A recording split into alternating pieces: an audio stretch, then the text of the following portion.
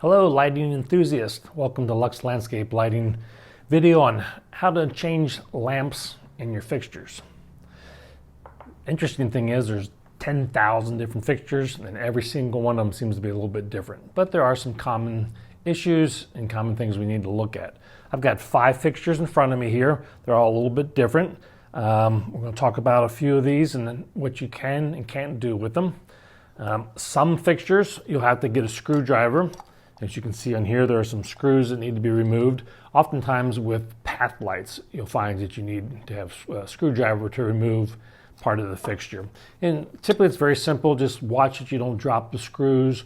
A lot of times you're out in ground cover or in a mulch bed and there are small screws and they're easy to drop and disappear. And the bad thing is they're hard to find. You can't just go to a hardware store because they're pretty unique type screws.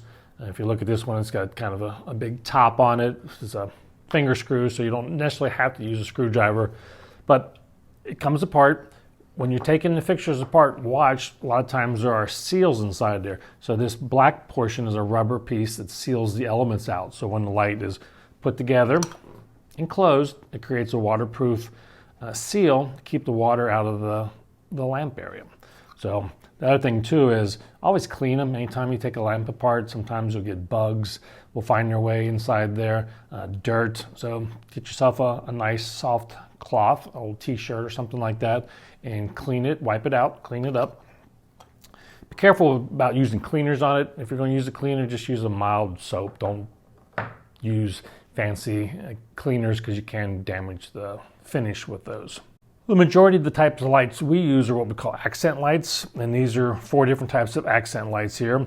If we look at these 2 lights, they look exactly the same. They're made by the same manufacturer, but if we pull them apart, this one has a little spring in it and a socket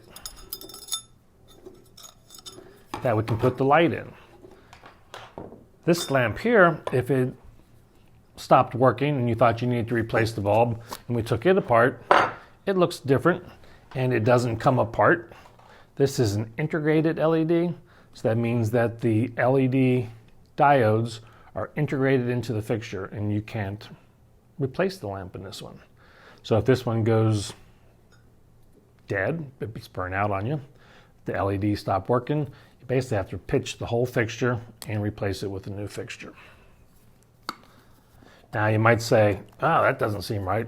Well, most of the time these things have a pretty decent warranty on them. If they're going to go bad, they go bad in the first couple of years. And then LEDs typically have a very long life. So you should get 15 years out of a fixture like this before it actually wears out.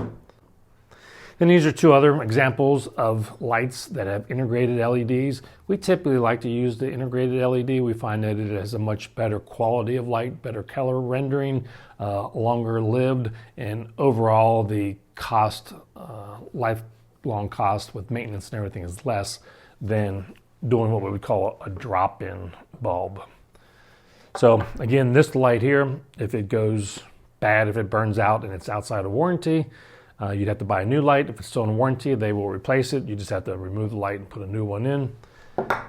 This is the type of fixture we mostly use, and it is also integrated LED. What's nice about this particular fixture is you can remove the LED chipset in here and replace it. Not necessarily a homeowner job. It's kind of replacing a processor in the computer. There's pins on the back of it, and you have to put a little thermo compounds because to keep the heat synced into the fixture. So, I mean, if you're really handy, you can repair that, but it might be better left done to an expert. So with all the lamps that you can replace, you can see we've got an MR16, very popular for accent lights. Path lights, we use a little bayonet-based bulb like this. Here's another one of the older fashioned lights, and a glass wedge-based light. So again, they come in all kinds of different shapes and sizes. If you have incandescent lights in your fixtures, I'd recommend you update into LED.